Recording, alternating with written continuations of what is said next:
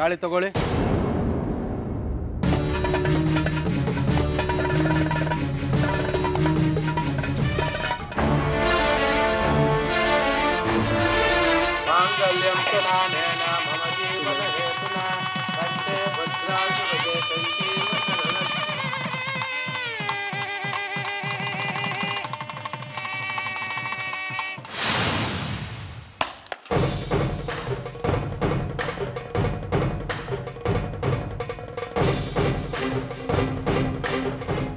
ಏನ್ ಮಾಡ್ಕೊಂಡೆ ಅಮೃತ?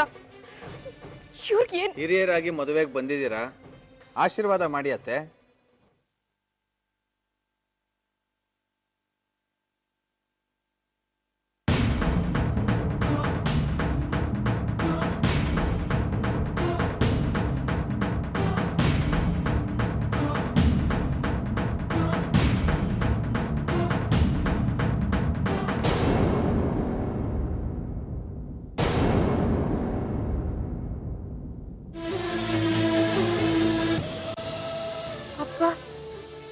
ಆಶೀರ್ವಾದ ಮಾಡಿ.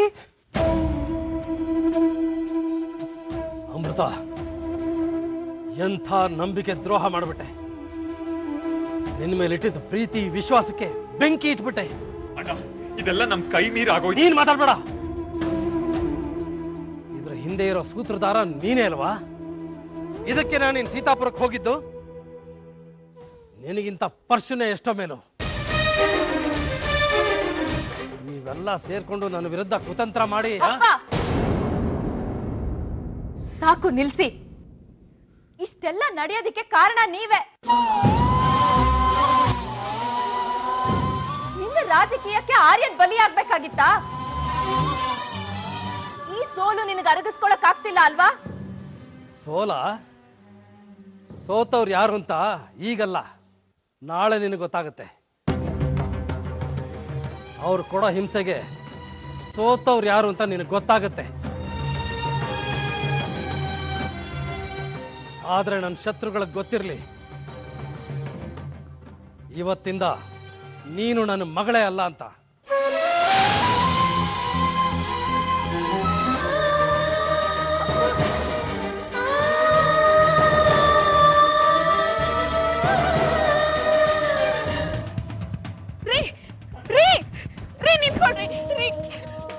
ಸಿಟ್ಟಿನ ಕೈ ಬುದ್ಧಿ ಕೊಡ್ಬೇಡ್ರಿ.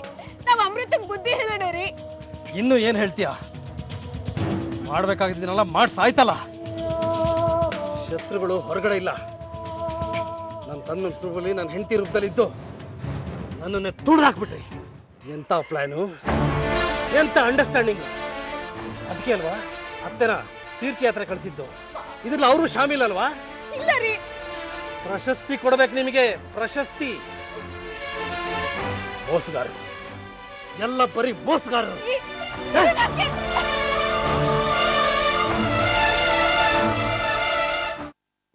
ನೀವ್ ಹೀಗ್ ಕೂತ್ಕೋಬಾರ್ದು. ಯುದ್ಧದಲ್ಲಿ ಸೋತೋರು ತಿರ್ಗಾ ಎದ್ ಕೂರ್ಬಾರ್ದು ಅಂತ ಏನು ಇಲ್ಲ. ಜೊತೆಗೊಬ್ಬ ಚಾಣಕ್ಯ ಇರಬೇಕು.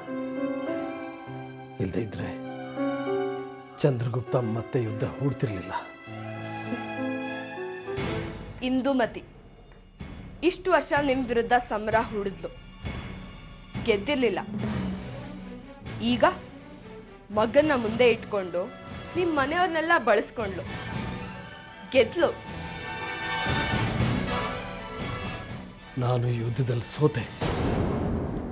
ಅದಕ್ಕೇನಂತೆ, ಇನ್ನೊಂದ್ಸಲ ಯುದ್ಧ ಮಾಡಿ.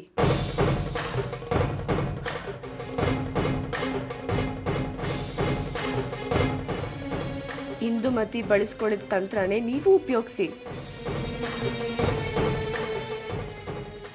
ನಿಮ್ ಮಗಳು ಅವ್ರ ಮನೇಲಿದ್ದಾಳೆ, ಅವಳನ್ನ ನಿಮ್ ಪರ ಸೇರಿಸ್ಕೊಳ್ಳಿ. ಇಂದುಮತಿ ವಿರುದ್ಧ ಬಳಸ್ಕೊಳ್ಳಿ.